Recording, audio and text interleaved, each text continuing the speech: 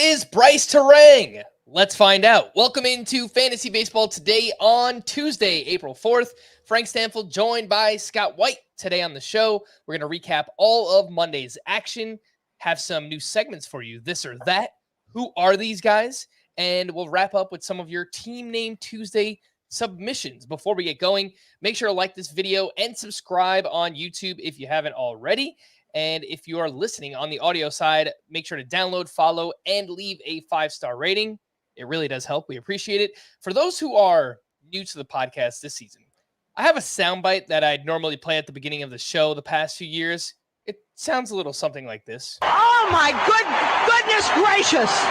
And then we would start the show with our, oh my goodness gracious, player of the night. It could be good. It could be bad. It could be a situation, which we're going to talk about in just a little bit.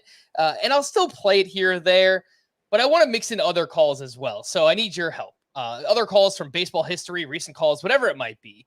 Send some fantasybaseball@cbsi.com or tweet them to me at roto_Frank. And we'll build up a rotation here. We'll still play, oh my goodness gracious, but I want to change it up a little bit. With all that being said, Scott, how are you doing?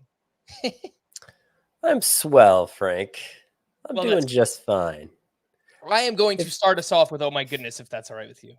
Perfectly honest. What's up? You froze up. You didn't want me to go into how I'm actually feeling? Oh, no. How are you actually feeling, Scott? If I'm being completely honest, I am feeling a little anxious about the way things are starting out here. I have a few concerns. Namely, a lot of really good pitchers are giving up a lot of hits. Not so much home runs, although today it seemed like there were a lot of home runs being hit. But, for example, George Kirby today, 9 hits in 4 1/3 innings.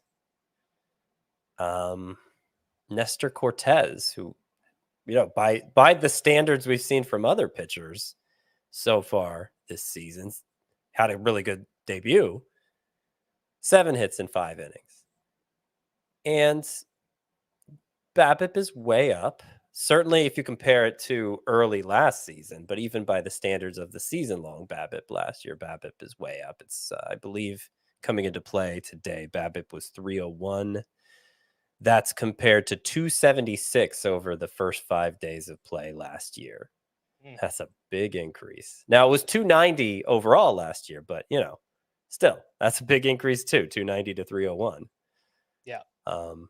And I just don't know. I just don't know how that's going to play out. It seems like that might be, the stolen base increase has been insane. Almost 3 times as many stolen bases through those first 5 games as last year. And I did more or less anticipate that.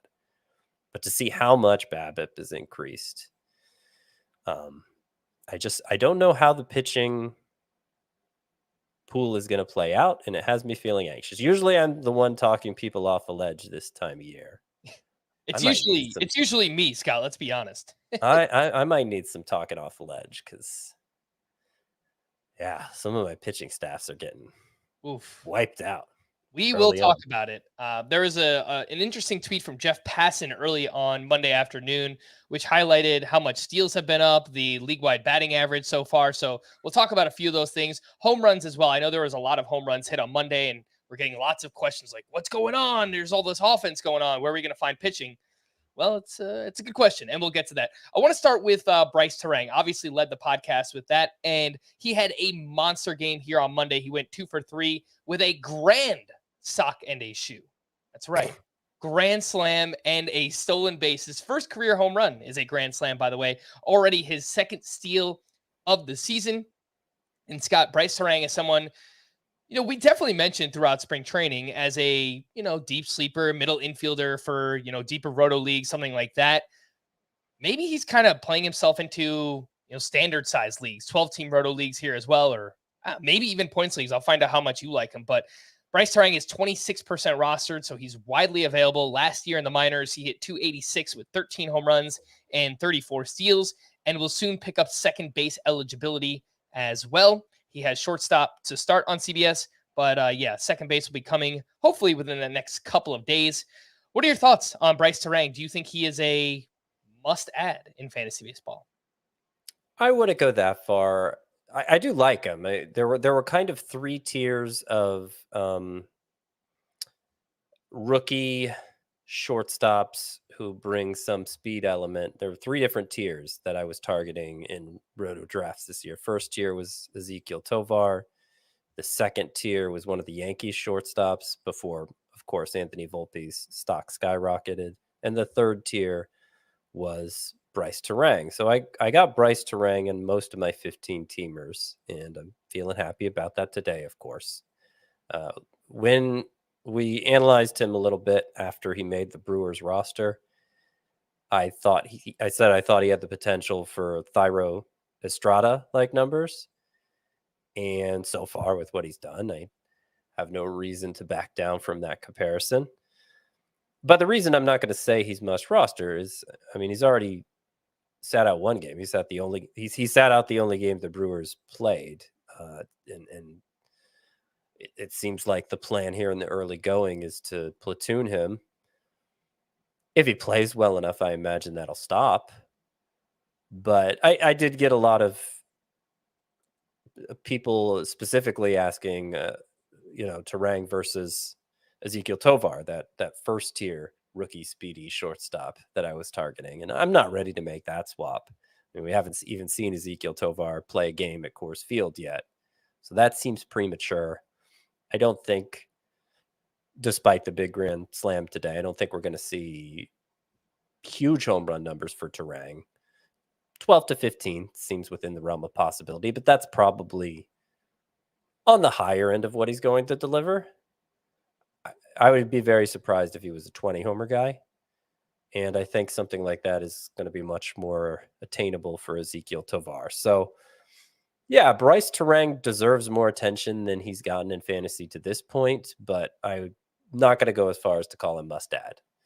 Yeah, so I tweeted on Monday that I don't think he is a must add either. I think in any type of categories league, I think I can get behind it either as a bench bat, if you play in a shallower league, like a daily lineup league on Yahoo or something like that, or if you play in a roto league with a middle infielder, then yeah, I definitely would want Brice Turang in a league that deep.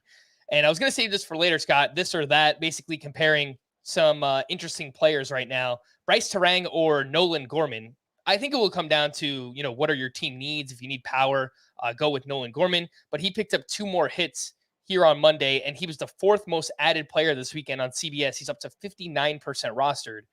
In a vacuum, who would you rather have, Nolan Gorman or Brice Turang?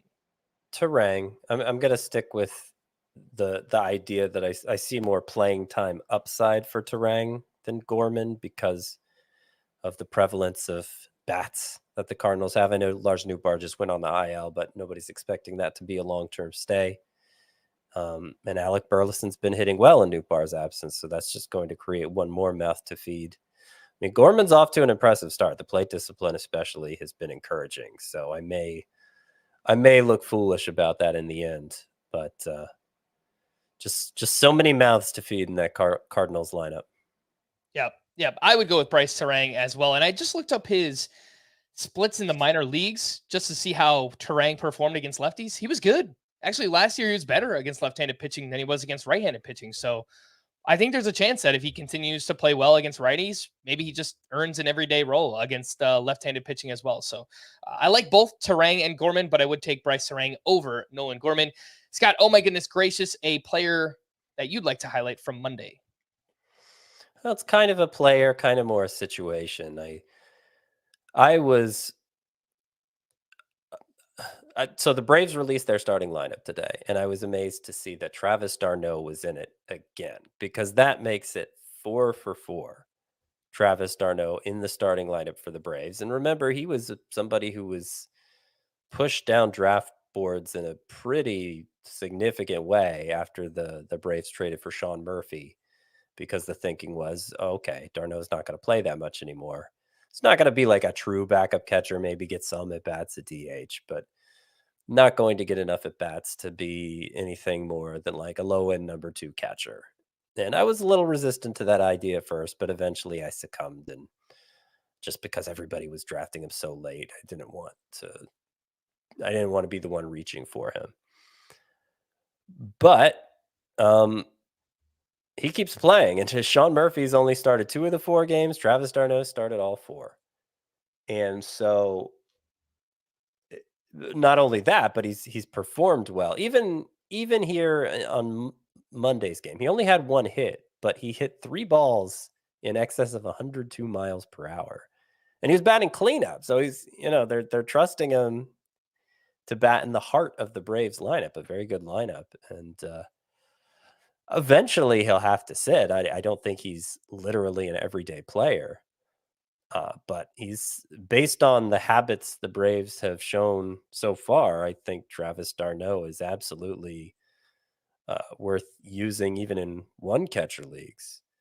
So that's A. B is, okay, well, what's the impact on Sean Murphy? Is he only going to play half the time? Because that would be a problem. He was obviously a much bigger investment than d'Arnaud on draft day. I don't think he's only going to play half the time, just because through 4 games, that's what's happened. He has the second highest pop time among catchers, behind only JT Realmuto, and he had a impressive caught stealing when he played Sunday. Obviously, the Braves gave up a lot of assets for him. They signed him to a long-term deal immediately. They like him, and he brings that quality in a catcher that's been kind of overlooked in recent years as stolen bases have become less important in the game. Well, they're rising in importance again. So a catcher who throws is an important asset, and that is something Sean Murphy does very, very well.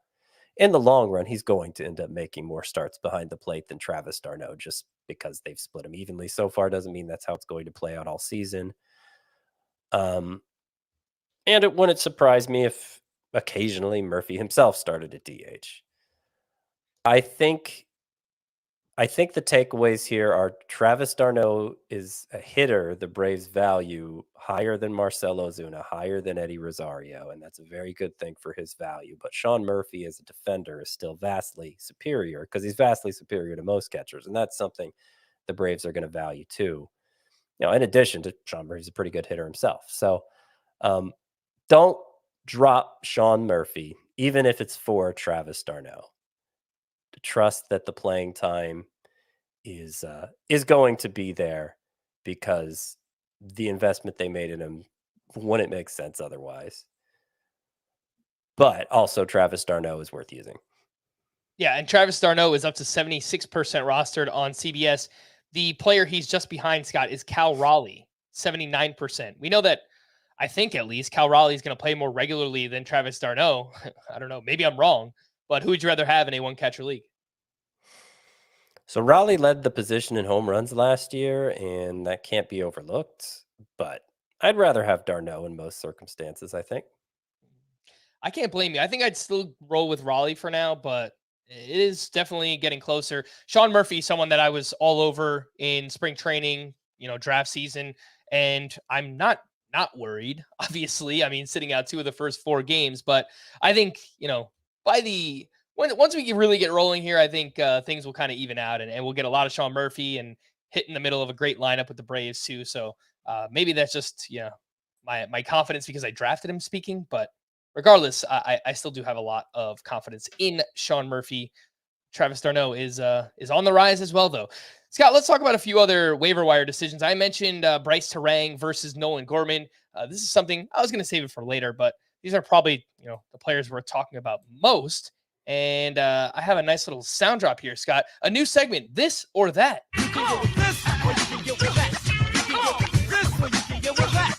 Oh, yeah. So let's get into Adam Duvall or James Outman. You could only add one of these outfield standouts. Who is going to be? Adam Duvall reached base 4 times again here on Monday. He went 2 for 3 with 2 walks, a run, and an RBI. The most added player on CBS this weekend. He's up to 66% rostered. James Outman is the other name I wanted to bring up. He went 2 for 4 with a triple. Actually, that game is still going on, so I guess he could add to that total if he wants to. 2 for 4 with a triple, 3 RBI, and 2 runs scored. He was the 3rd most added player on CBS this weekend. He's up to 59% rostered. Scott, who would you rather have, Duvall or Outman? I'd rather have Duvall. He had another big game here. on Monday, and I just think first of all, he's healthy. I'm not sure. Well, certainly at the end of last season, he wasn't healthy. Second of all, it's pretty apparent as low as the temperatures were in Boston this weekend that it's not going to be a detriment to Duvall the way it was early last season with the dampened baseballs not carrying. And third, I think his swing's perfectly suited for Fenway Park. A lot of towering fly balls to his pull side, and we're already seeing it pay dividends. So he's up to 66% rostered. He went from that's up from 44% when I wrote the waiver wire column last night. So yeah, people are on top of that one, and I'm with them. People are reading and they are paying attention, Scott. So Adam Duvall is one of the most added players. Actually, in fact, again, he is the most added. I think I'll do the cop-out kind of thing here. And I think in a points league where you need more volume, I would go after Duvall. I like Outman. I've talked about him a lot, and he was awesome in the minors last year. Obviously, I think it's a better lineup in the Dodgers. I mean, the Red Sox are scoring a bunch of runs early on here. But I think in Roto and category leagues, I would go with Outman. In a points league, I would go with Adam Duvall. What about if you need power? Two gentlemen on the same team. Trevor Larnach, 2 for 5 with a home run, 3 RBI on Monday. Most importantly, it came off of a lefty. We haven't seen them play a game against a left-handed starting pitcher yet, so I didn't know if Larnach would be in the lineup. You know, frankly, the bench is a little shallow right now for the Twins, so I don't know that they could platoon him, and so I'm pretty encouraged that home run came off of a lefty. He's 14% rostered. Joey Gallo went 1 for 3 with a 3-run homer. Exit velocity 112.3 miles per hour. That's one day after hitting 2 home runs on Sunday for Joey Gallo. He's 25% rostered. Scott, who would you rather have, Larnach or Gallo? This is a tougher one. I think I'm going to say... So I'm torn between, okay, like we've seen Larnach get chances in the past and he's had little spurts, but then he's turned back into a pumpkin, got sent to the minors. He wasn't even expected to be on the Twins roster originally. So I'm torn between that and Gallo, who of course has monster power. We've known that for a long time, but when things go bad for him, you really regret having him at all. And so I think I'm going to lean like it. Do it, Scott. Do it. I don't even know what I'm about to say. I know what I'm going to say. All right, go first. It's not Joey Gallo. That's the answer for Okay. me. I get what you're wrestling with here because there's still that smidge of a chance that Joey Gallo regains his old form and, you know, playing in a smaller market and in Minnesota, you know, not as many eyes, not as much attention. I get that. There's still a chance that he bounces back, and he's going to have dual eligibility, you know, first base and outfield. That's pretty interesting too. But Trevor Larnach, we still have this kind of like mystery bag, and he was mystery box. It's a bag for you, huh? I guess so. A little grab bag. But with Larnach, he did have some prospect pedigree. He's batting cleanup for the Twins right now, so I think even more counting stats opportunities there too. I'm leaning Larnach, but I think both are very interesting. These were his first 2 extra base hits, Larnach. So, but the play discipline's been good, and that's something that when he was first coming up in the minors was supposed to be a strength. I'm intrigued. I guess I'll side with you, Larnach, but it's by the slimmest of margins. All right, well, let's talk about baseball so far, right, Scott? We mentioned it a little bit earlier, the grand scheme, the way things are kind of playing out right now. I mentioned Jeff Passan had a tweet on Monday highlighting different aspects of the game through the first 4 days of the season. This is before Monday's games. Stolen bases are way up. We're talking 70 steals versus 29 at the same point last year, an 83% success rate on stolen bases versus 67% at this point last year. Again, that's going to come down. I don't think it's going to be an 83% success rate all year, but people are off and running, and they're doing it very often. Batting average is up from 230 through the first 4 days of the season to 245. So 230 last year, this point, 245 so far this year. OPS from 682 last year to 715. So regardless of how you want to look at it, BABIP, batting average, OBP, slugging percentage, each of those marks are up so far. The time of game is down 31 minutes to 2 hours and 38 minutes overall. Love that aspect of it. We're getting lots of questions, Scott, about home runs coming on Monday, and the ball seems like it's flying out. I think we need more data on that before we, kind of come to any conclusions. But entering Monday, home run to fly ball ratio was also up through the first weekend of baseball, 11.7% this season, 11.1% last year. So it sounds like a small number, but it actually matters a lot for, as many fly balls are being hit on a daily basis. So I don't know. What are your early takeaways here on the way that baseball is playing out so far? You mentioned the BABIP earlier. Pitching seems like it's just getting absolutely destroyed early on. What are your thoughts? Yeah, so I was a little surprised to see, because I got the sense that home runs were up, and I was a little surprised to see how close it was through the first 5 games this year versus last year. Up a little, but not as much as I was expecting to see. So, the bigger thing for me are the stolen bases, obviously. And as I was mentioning before, the BABIP, or batting average, as you cited here. Okay, so the stolen bases, you think the 83% success rate is going to go down. I don't know that I agree with that, because you mentioned, okay, through 5 games last year was 67.4. Well, it must have got a lot better after that, because over the past few years, the major league stolen base success rate has been around 75%. So I think it was kind of strangely low early last year, and that makes for the disparity there with the success rate, 83% now versus 60. It makes it seem bigger than it actually is. Major leaguers were already very successful at stealing stolen bases, doing so at about a 75% rate. So 83, seeing how much the success rate improved in the minors, that kind of corresponds to the same increase in the minors. Now, it was a much lower starting point in the minors. Minor leaguers overall not as successful at stealing bases as major leaguers. But yeah, I thought it might be something between 80 and 85%, just seeing how much the success rate improved in the minors. You apply that to that 75% rate in the majors. Okay. Really, really easy to steal bases now. And if it does continue, then I think you're going to begin to see players who we haven't generally regarded as base stealers begin to get in on the action. Not to the same extent, but players who are not expecting to steal double-digit bases will. Because mostly, for all the stolen bases we've seen, most of it's mostly been limited to players we already regard as base stealers. It's been kind of on the upper ends more. But as the success rate, as teams see how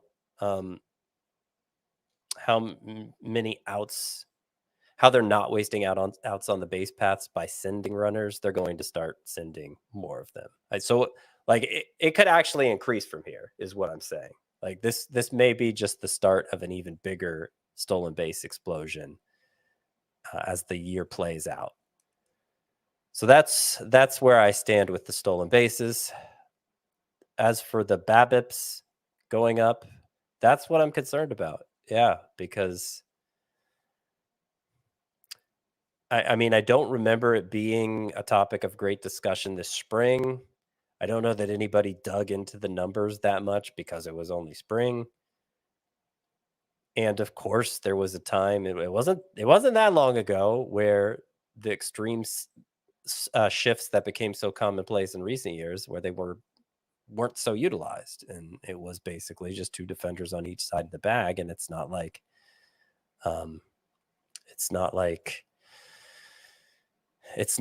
batting averages were crazy. But as I'm saying that now, this is coming to mind just now. The whole theory behind BABIP was that, okay, an average BABIP is 300. When BABIP analysis really entered the scene, that was the thinking. Okay, average BABIP 300. And what did I say the BABIP was after the first 5 games? It was 301. So maybe it's just been so long since we've seen a league without shifts that we forget how common hits are, how common hits were. And that doesn't mean every time out George Kirby's going to allow 9 hits. But it does mean that we need to get used to the idea of higher whips beyond what we were expecting. And even for good pitchers, like the acceptable whip threshold may change quite a bit. And so I don't know. It's like I can't really offer proactive advice because I feel like it's just something I have to sit back and see play out. But that's how I'm feeling about things right now, is that we may have underestimated the impact of this.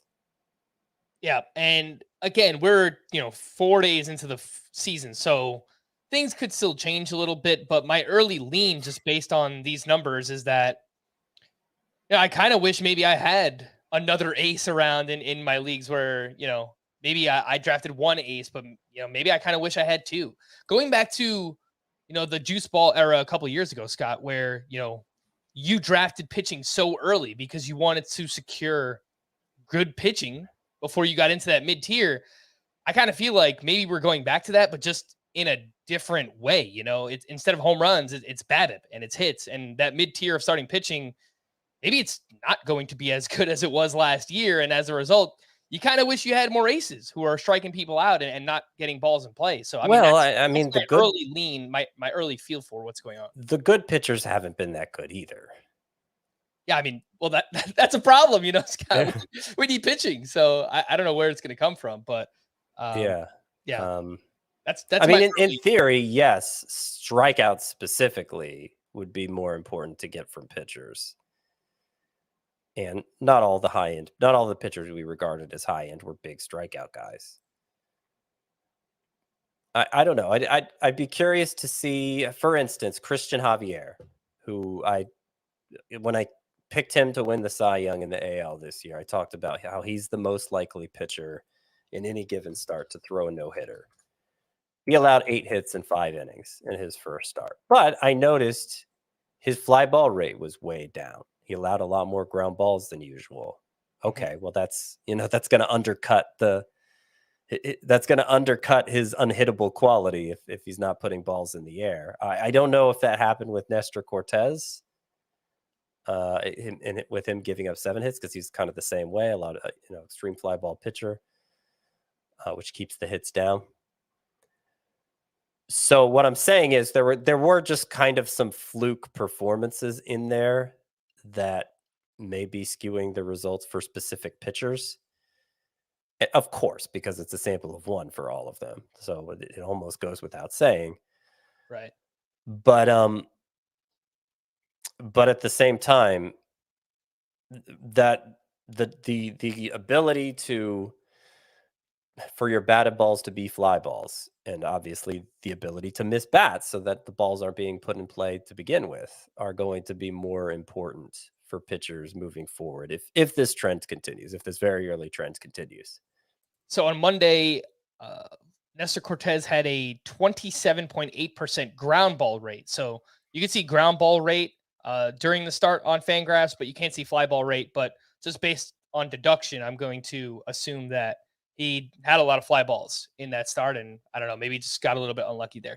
Let's take our first break here, but when we return, we'll get into the news and notes on Fantasy Baseball Today. People like you have fun in high school. People like me survive. He told me exactly what you did to get that jacket. There are a lot of kids in Rydell who are sick of feeling like they're not welcome.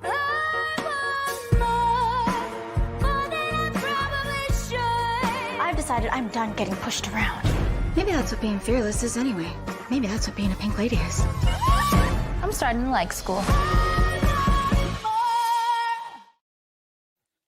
Fantasy Baseball Today is a finalist in the baseball category for the Sports Podcast Awards, and we're going up against some big names. It's a voting system, which means that we need your help. You can scan the QR code in the top right corner if you're watching on video, or find the link in the podcast or YouTube description. You'll need to quickly create an account on their site.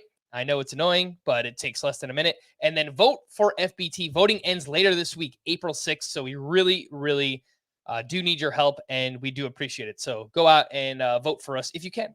Some news and notes. Liam Hendriks revealed that he's starting his last round of chemotherapy on Monday, and he added that he'll, quote, see you guys on the south side soon. And I keep hearing late May as a realistic possibility. Awesome news there for Liam Hendriks. I think there's still kind of some hurdles that we need to get through before we start actually talking about a return date or a timetable. But Liam Hendriks is now up to 55% rostered on CBS. If you have an IL spot available, I think you absolutely should pick him up. Speaking of the IL, unfortunately, Lars Nootbaar was placed on the injured list with a jammed thumb. Juan Yepez was recalled from AAA. Alec Burleson started in left field and was batting second on Monday. Fernando Tatis Jr. will begin his stint with AAA on Tuesday. He's eligible to return from his PED suspension on April 20th. Seiya Suzuki played 4 innings in a simulated game on Monday. He should be back within a few weeks with the Chicago Cubs. Raisel Iglesias has not yet resumed throwing. The original plan was for him to start throwing 7 days after being diagnosed on March 23rd. Well, here we are. It is April 4th, and Raisel Iglesias is not throwing yet. I'm not panicking or anything, but obviously it's not good news for him. Anthony Rendon has been suspended 4 games for his role in that altercation with an Oakland A's fan on opening day. Thairo Estrada was pulled Monday after fouling a ball off his leg. He had a monster game before that, went 2 for 4 with a sock and a shoe. That's his first home run of the season, his second steal. And just a little early takeaway there. He's making me look pretty dumb. So if he's healthy, we'll see if Thairo Estrada can keep it up. Jared Schuster was optioned back to AAA on Monday. He's 71% rostered. Scott, is this an easy drop for us? That was who? Jared Schuster. Yeah, I'd say so. I mean, depends on the depth of your league, of course, but anything close to standard size, I'm sure you could do better than, maybe he'll be up later this month, maybe not. Apparently, Bryce Elder is the most likely candidate to get the call when Max Fried is placed on the IL. He is 4% rostered for those who play in much deeper leagues, NL only, maybe 15-teamers, stuff like that. Patrick Wisdom was hit on the left wrist with a pitch on Monday, but x-rays came back clean. Ranger Suarez will throw another bullpen session Wednesday. He's working his way back from forearm inflammation. Matt Strahm is filling in the meantime. Max Kepler left Monday's game with right knee soreness. Johnny Cueto left his start with that recurring biceps injury he suffered during spring training, and he is likely to land on the IL apparently, which means I think we'll see Braxton Garrett. Scott, I know that Yuri Perez started at AAA. I think it's probably too soon. Maybe if this happened in like May or June, we'd see Yuri Perez, but my guess is it would be Braxton Garrett. Yeah, I feel the same way. I don't know that that's something to get excited about. Braxton Garrett had interesting stretches last year. Yeah. But looked terrible this spring. I know he had a long relief appearance already during the regular season where he was getting hit pretty hard. So wouldn't want to make any real investment in him. All right, Kyle Bradish left Monday's start after taking a comebacker off his right foot. Preliminary x-rays were negative, but he'll undergo further testing. Johnny Brito could return to pitch for the Yankees on April 12th. That's the next date they'll need a 5th starter. And then I had a note about Sean Murphy, but we already addressed all of that. Pitchers that didn't have it on Monday. There's quite a long list here, Scott, so let's run through them. Jose Berrios. Not even the Royals could make Jose Berrios look good. He went 5 2/3, 9 hits, 8 earned runs, did have 7 strikeouts, 11 hard hits allowed, 94.1 mile per hour average exit velocity against. And this was much of the same problem last year, Scott, where he just got crushed. He gave up a lot of hard contact and did not look good in the WBC, did not look good in spring training. He's 92% rostered. I think there's no way that you could start Berrios right now, even in a 15-team league. And I don't know. We see another 1 or 2 like this, and you're probably dropping him, honestly. Yeah, I mean, I think he's kind of in the same boat as Jack Flaherty. Jack Flaherty's first start was more bunch of walks, 7 walks. But I don't feel comfortable starting him either. It's more just, okay, I know it hasn't been that long since you were considered a high-end pitcher in fantasy, and a lot of the underlying data doesn't look that bad. So can you regain that form? And early signs for both of them are not good. I will point out that Jose Berrios' opponent in this one, Brady Singer, had good results. Only 2 hits allowed in 5 innings, 1 earned run. His average exit velocity was exactly the same, 94.1. So I don't know. I'm not saying there was anything weird going on with StatCast and it was measuring the number wrong. I'm just saying we tend to focus on the average exit velocity if it's in line with the outcome. Like Brady Singer gave up some really hard contact too in that same game. Yeah. And I think I saw that Berrios's BABIP was 500 in this start. So obviously that's really bad. But as we were talking about earlier, for someone who gives up a lot of hard contact and doesn't get a ton of strikeouts, this is probably not the best, time period that we're entering for Jose Berrios. So we'll see what he could do. Hopefully he gets better in his next start. Carlos Carrasco was knocked around by the Brewers. He went 4 innings, gave up 5 runs, 4 hits, 4 walks, 4 strikeouts. Still had 12 swinging strikes, but his fastball and curveball velocity were each down 2 miles per hour in this start. Carrasco blamed it on fatigue that he felt due to the pitch clock. Well, the pitch clock isn't going anywhere, so that doesn't make me feel too good about Carlos Carrasco. 81% rostered. Scott, are you more open to dropping him early on?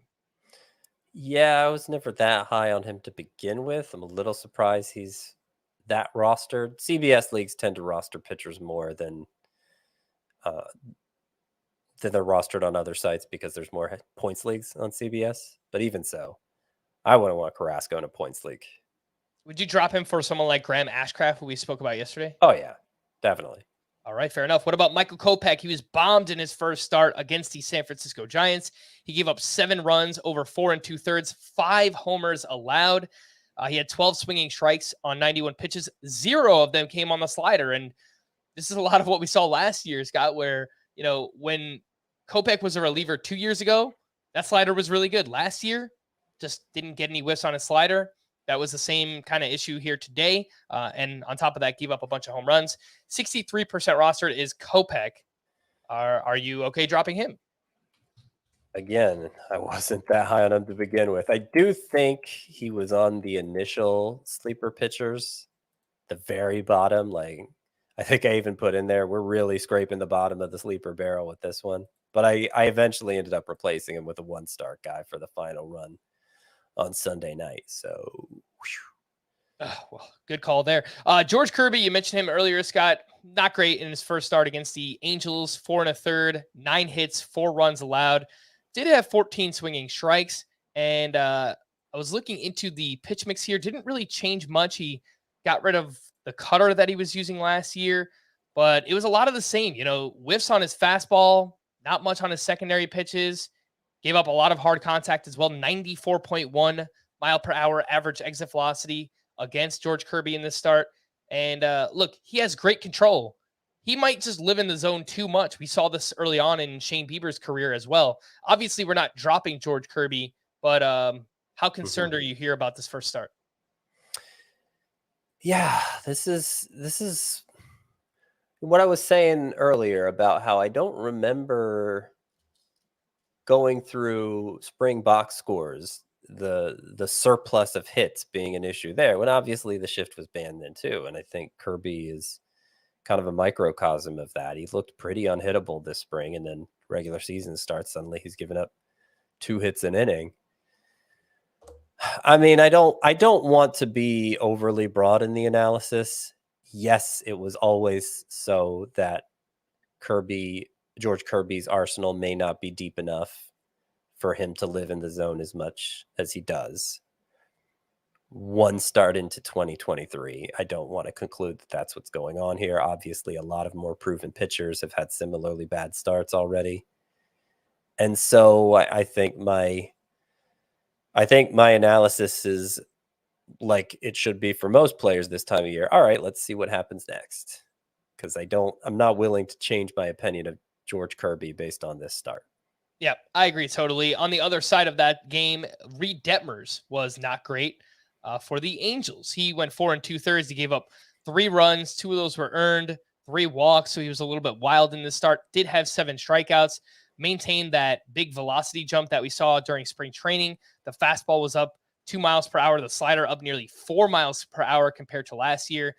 But Scott, very clearly here, wild with the walks and a lot of hard contact against Reed Detmers as well. I assume it's a lot of similar analysis to George Kirby. Yeah, I mean, I'm not going to change my opinion based on this one start, but I do think it is worth floating the theory that maybe the added velocity for Detmers, as effective as he was without it, coming back from the minors last year, maybe the added velocity is to his detriment. And we saw signs of that in spring training as well. So again, let's see what happens next. But especially with the control, I mean, that would make sense, right? If yeah, you're just trying to ramp it up, you just don't know Yep. where the ball's going. So I think that makes some sense for Reed Detmers. We'll see where the velocity goes from here. Hunter Brown, you think, all right, he's getting this awesome start against the Detroit Tigers. We know he's battling the back injury. Well, he was not very good in this start. 4 2/3, 4 runs allowed, 6 hits, 3 walks, only 8 swinging strikes on 93 pitches. 85% rostered, Scott, is Hunter Brown. Obviously he doesn't have the track record of these other pitchers that we're talking about. I don't think that I'm going out and dropping him, mostly because he has SPARP eligibility on CBS and he pitches for a really good team. So I want to see where it goes.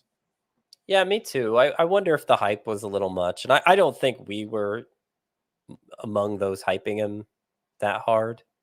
But he did seem like kind of a darling pick once he got that rotation spot for the Astros. And of course was pretty high profile prospect.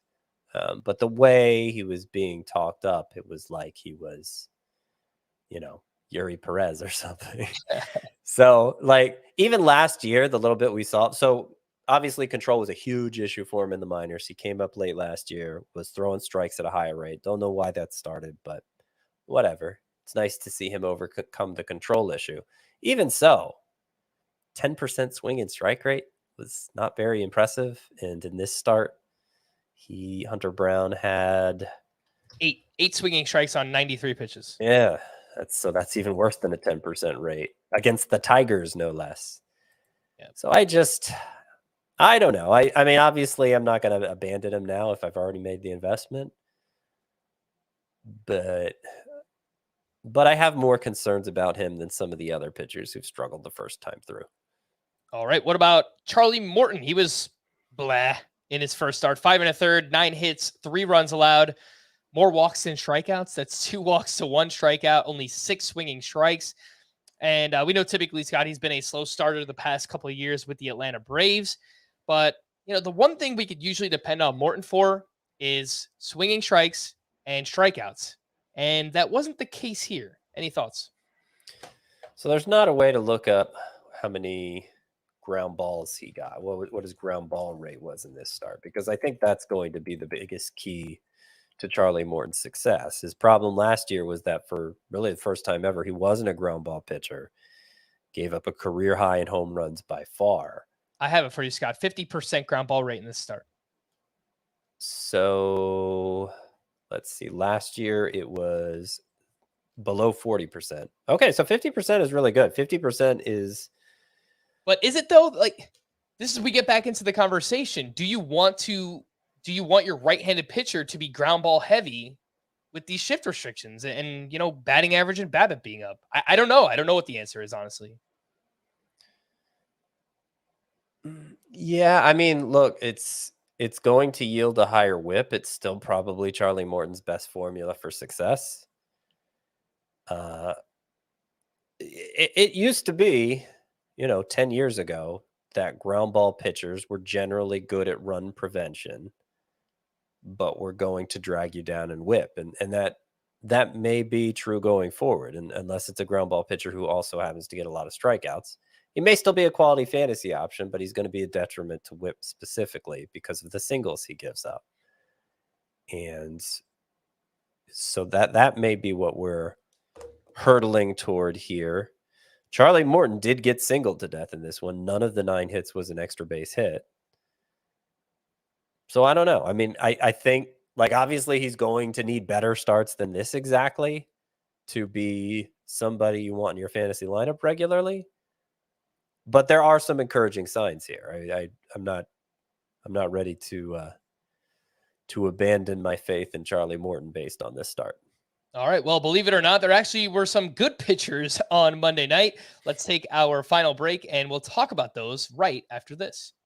Get breaking news, Big news coming out of the NFL today. highlights, and instant reaction. The largest final round comeback in tour championship history. We're down to the final four. I just want to take time to analyze greatness. Talk winners and losers with a guy who's already a big winner. CBS Sports HQ. It's all sports all day long. Make sure to sign up for our Fantasy Baseball Today newsletter. It's completely free and features notes from our nightly rundown and the latest articles from both Scott and Chris. Just go to cbssports.com/newsletters. Check the box for Fantasy Baseball Today and any other newsletters that you might be interested in, and then press save settings. And that's it. You're all signed up. Let's talk about some pitchers that actually performed well. Freddie Peralta was great in his season debut against the Mets. He went 6 shutout with 7 strikeouts, 12 swinging strikes on 85 pitches. The fastball velocity was up 1 mile per hour. The slider velocity was also up 1 mile per hour.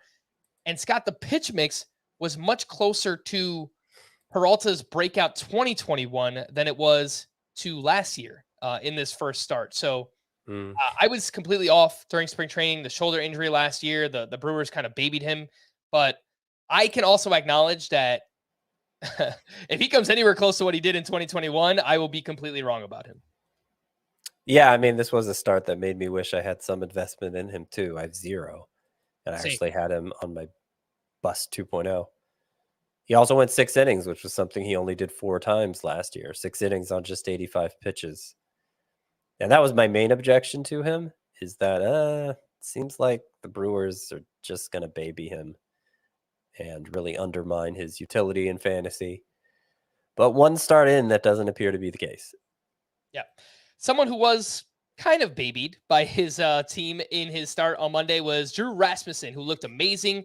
He was at the Washington Nationals, so obviously it's a great matchup for him. He went 6 shutout, 2 hits allowed, 0 walks, 7 strikeouts, 10 swinging strikes on just 66 pitches. That's a 15% swinging strike rate. But much like Jeffrey Springs we spoke about yesterday, the Rays, they have a pretty quick trigger with these guys, and it's not like Rasmussen was in trouble. They just pulled him after 66 pitches. He did change up the pitch mix a little bit so far in this one, through 5 different pitches at least 12% of the time. But Scott, he looked really, really good in this first start. Yeah, it was kind of hard to know what to make of it. His cutter he used most often. It was one of his 2 most used pitches last year. He used it more than anything else in this start. It was down 2 miles per hour. Clearly, it didn't hurt its effectiveness. 10 whiffs on 66 pitches. I mean, that's a great rate if Drew Rasmussen can sustain that. And he's looking at good times ahead. And then you have, as you pointed out, Frank, the fact he was removed only after only 66 pitches. And are the Rays going to continue to baby him? Really more of an organizational philosophy there than something specific to Rasmussen. I have the same issue with Jeffrey Springs, as impressive as he looked his first time out. I don't think Rasmussen has Springs upside. And will he be able to miss bats at this rate against teams other than the Nationals with consistency? I tend to doubt it, and we're saying that's going to be a problem for a lot of guys, potentially. So I might look to shop Rasmussen after this start. I mean, obviously, I'd want a really good return. It's something I'd look into. The other 2 names on this list, John Gray, kind of a mixed start, but I put it in the good category. 6 1/3, 2 runs allowed, 7 strikeouts. They were 2 solo home runs. The problem is that his velocity was down a little bit in this one. Fastball down 1 mile per hour, slider down 2.4 miles per hour compared to last year. That is John Gray. The other one was Tyler Mahle, 5 innings, 1 run, 7 strikeouts at the Marlins. He is 73% rostered, so could be out there in some shallower leagues. Scott, any thoughts on John Gray and Tyler Mahle? Tyler Mahle's pitch selection returned to 2021 levels as well. And remember, Tyler Mahle was a really good pitcher in 2021. He had over 200 strikeouts that year. Yeah, he did. and the whip was a little high, but overall, definitely a fantasy asset. So specifically, hang on, I looked up the wrong name. Specifically, Tyler Malley. I think he got back to using his. Here we go. More sliders and fewer splitters, and it was much closer to his 2021 pitch selection. The results were obviously good. 8 whiffs and 83 pitches. Okay, that could have been better. But I know Chris was high on Malley as a bounce back candidate this year, and early signs are encouraging. I wouldn't add him over Justin Steele or over Graham Ashcraft, but he probably deserves to be more rostered than he is after this start. And I'll say the same for John Gray, who has long tantalized us with his potential, and maybe this year is finally the one. Maybe. I wrote him up as a sleeper back in January, so I do have quite a few shares, and he looked pretty good on Monday. That is John Gray. Let's quickly run through some deep league names here, Scott. Where should these players be rostered, if anywhere? Brian Anderson went 2 for 3 with a home run on Monday. Through 4 games, he has 5 hits and should play every day for the Brewers. He's 10% rostered. Where should he be rostered in terms of league size and format? Pretty deep leagues. Pretty deep. Okay, so like a 15-team mixed Frodo, something like that? I don't even know that I'd want him there. I mean, he can be because anybody who's getting at bats can be there, but I don't think there's a ton of upside here. All right. The Giants hit 7 home runs total against Michael Kopech and the White Sox. Conforto, Tyro Estrada, Mike Yastrzemski, and Bryce Johnson each hit their first, and Jock Peterson hit his second. David Villar hit his first and second, a double dong for him. Last year, he had 36 homers between the minors and the majors. 5% rostered, Scott. Should that number be higher? Where would you look to add someone like David Villar? I mean, I prefer him to Brian Anderson, but to compare it to some of the other third basemen we've talked about in recent days, I'd rather have Yohan Moncada. I'd rather have Elahiros Montero. I'd rather have Spencer Steer. But the Giants seem to like David Villar. They seemed committed to playing him close to every day, which is not something they say about many players. And if this starts a home run binge for him, then he may quickly we may see that roster rate skyrocket. Anthony DeSclafani looked great in his return to the mound. He was at the White Sox. He went 6 shutout with 4 strikeouts, 12 swinging strikes on 73 pitches, and he's only 11% rostered, Scott. What size leagues would you be looking to add DeSclafani? I think you could justify adding him in most leagues. Now, obviously, it's a lower priority than Steele or Ashcraft or even Tyler Malley, John Gray. But it's worth reminding everybody that, obviously last year was a wreck for DeSclafani because of the ankle injury, eventually shut down, had surgery. In 2021, he went 13-7 with 3.17 ERA, a 109 whip, less than a strikeout per inning, but he could be like an honorary member of the Mount Rushmore if he bounces back. And it is interesting that they've decided to award him with a start over Sean Manaea. Sean Manaea followed him in this game, actually. Right. So the Giants seem to have a lot of confidence in DeSclafani too. I don't know. Maybe it goes completely belly up here, and last year is closer to the true DeSclafani. But given the injury situation and the Giants' confidence in him, I thought about adding DeSclafani in some deeper leagues, and it just never ended up happening. I wish I had now. Mm-hmm. What about 2 outfielders? Josh Lowe has multiple hits in the 2 games that he started, both against right-handed pitching. He's 9% rostered. Matt Vierling went 4 for 5 with a 2-run homer in extra innings. He also attempted a steal, but was one of the rare players to get thrown out on the base paths. He has started 3 of 4 games so far. Deep league, Scott, Vierling and Josh Lowe, is 12-team, 5 outfielders, 15-team, 5 outfielders. What do you think? Yeah, I mean, neither has really been on my radar yet. I'd certainly prefer like a Trevor Larnach to both of them. Yeah.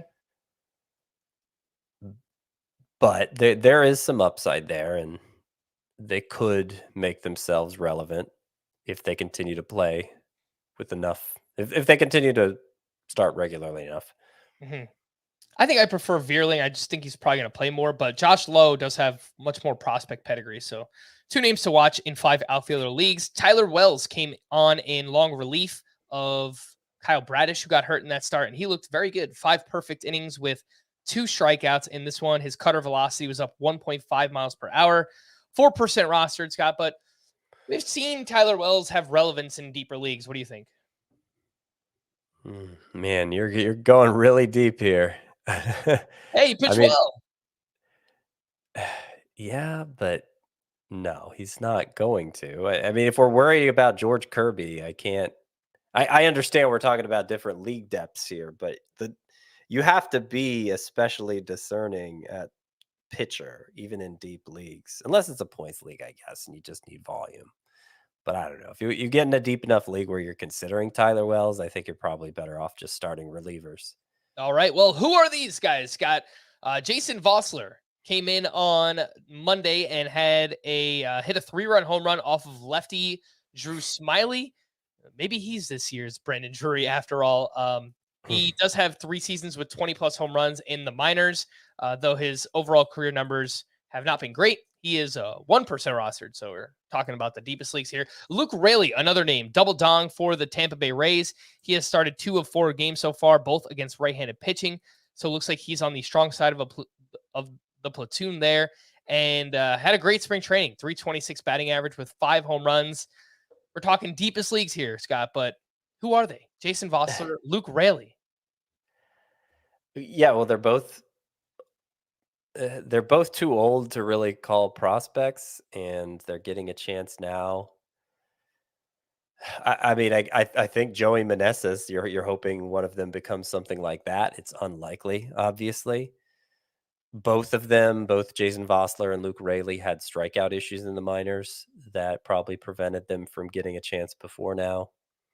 I'd bet against it, but if you're talking about an NL only league for Vossler, an AL only league for Raley, then of course they're worth taking a look at in formats that deep. I don't think it's likely they turn into significant fantasy assets just given their trajectory to this point.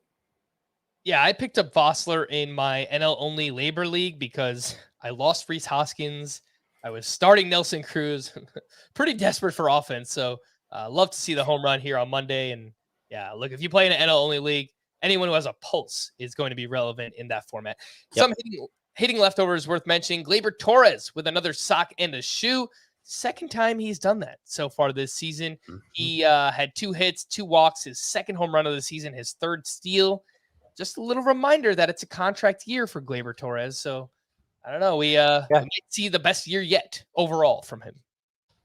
And he might be, and I was saying the stolen bases, the surplus of stolen bases has mostly been among players that we already consider base stealers. I guess Gleyber Torres is kind of an exception to that rule.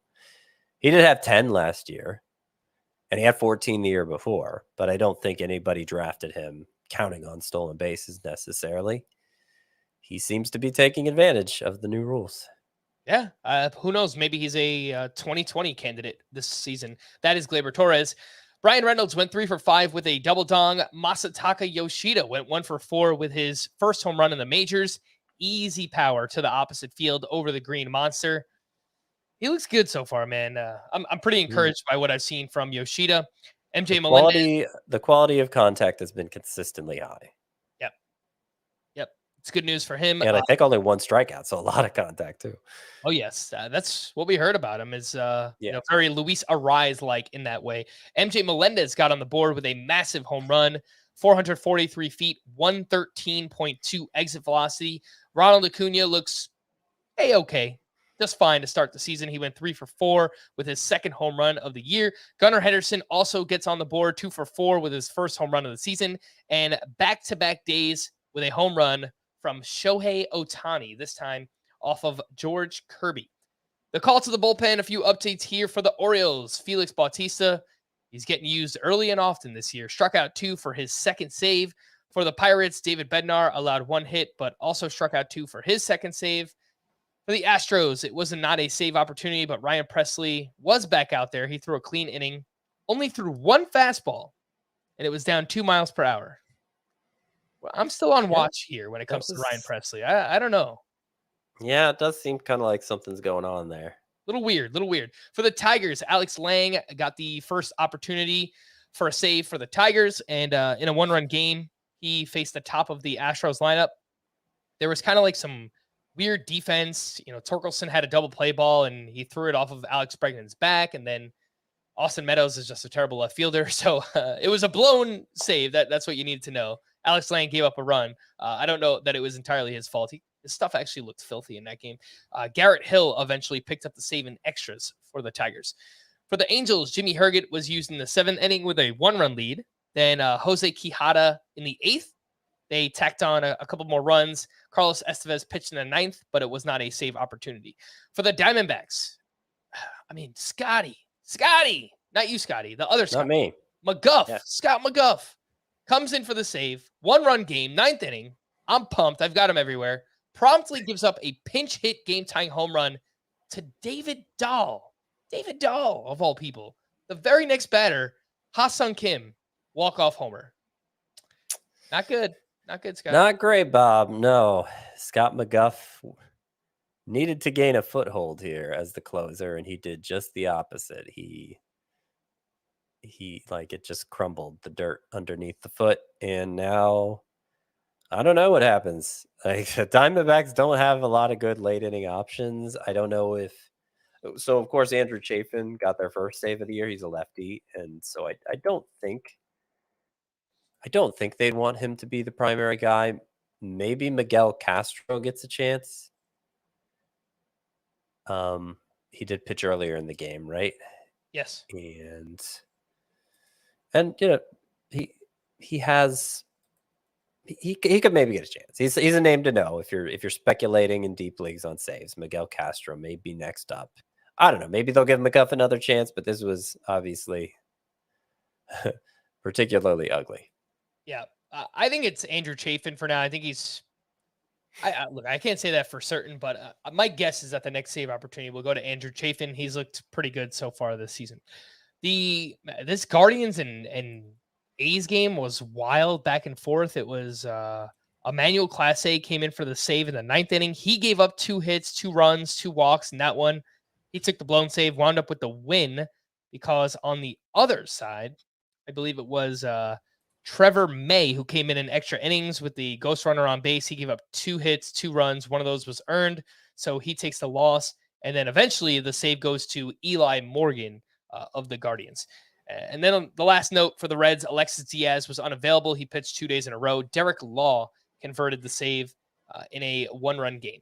To stream or not to stream for Tuesday, Domingo Germán versus the Phillies. No. Hayden Wesneski at the Reds. Yes. Kenta Maeda at the Marlins. Interesting, but no.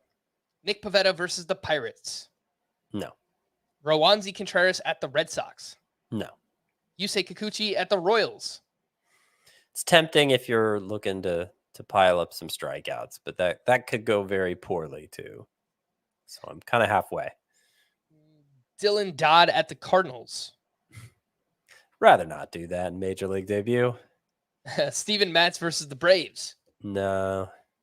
Andrew Heaney versus the Orioles. I'm tempted by that one. That's Okay. my second favorite to Hayden Wesneski, I think. Jose Suarez at the Mariners. Nah. Let's slide over to Wednesday. Mitch Keller at the Red Sox. Don't think so. Corey Kluber versus the Pirates. No. David Peterson at the Brewers. No. I'll say yes. Maybe. I mean, it's better.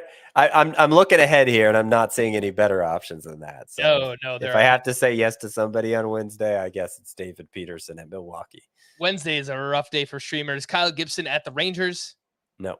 Eduardo Rodriguez at the Astros. No. Hunter Gaddis at the A's. No. Kyle Muller versus the Guardians. No. Chris Flexen versus the Angels. No. Zach Greinke versus the Blue Jays. No. All right, let's wrap up with Team Name Tuesday. If you want to send in a submission, some kind of creative team name, send it to fantasybaseball@cbsi.com. These are from Ryan in Houston. Actually got them back in February. and I thought they were pretty good. Lindor Truffles. Okay. Minter is coming. Mm-hmm. Karma Caprillion. Okay. This one's from Andrew. Isak and a shoe. That's good. You have to know how Isak Paredes pronounces his first name. And maybe I'm not giving your league mates enough credit, but they probably won't. Isaac in a shoe? What is that? Yeah, exactly. These are from Terry. Vinny P's Marinaccio band. I don't know what he's going for there, but that's interesting. The Ides of March. Marinaccio sounds like some kind of like pizza nachos, right? Oh, Scott, it's too late to get me hungry here, so let's stop. The Ides of March. Of Marsh, okay, yeah. This one's from Bill. Ain't nothing gonna break a my strider. Ain't nothing gonna break a my stride. Okay. Pull me down. From Patrick T. Cattell Parte. Well, just party. T. Cattell Party. I guess it's like Tea Kettle Party. Okay. That one doesn't work for me. That's out. From Felix, Logan O'Hoppy, Pale Ale. Okay. From Jake, Waka Flocka Flame. All right. Oh man, bringing me back to my my middle school days there, Waka Flocka. From Scott, Fat Bottom Guriels. That's pretty good. It's a stretch, but I like okay, keep going. Rowdy Gunners.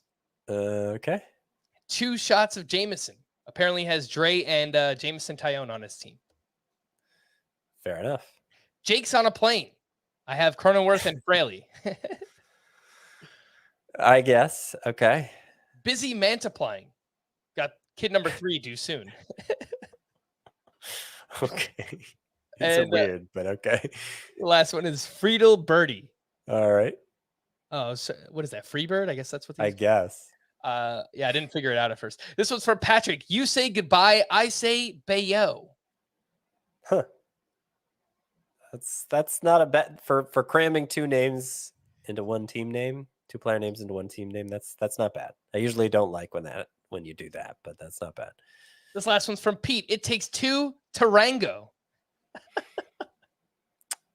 Yeah, it's not bad. I like that one. All right, we're going to wrap there. For Scott, I am Frank. Thanks as always for tuning in to Fantasy Baseball today. Please make sure to follow and leave a 5-star rating on Apple or Spotify. We'll be back again tomorrow. Bye-bye.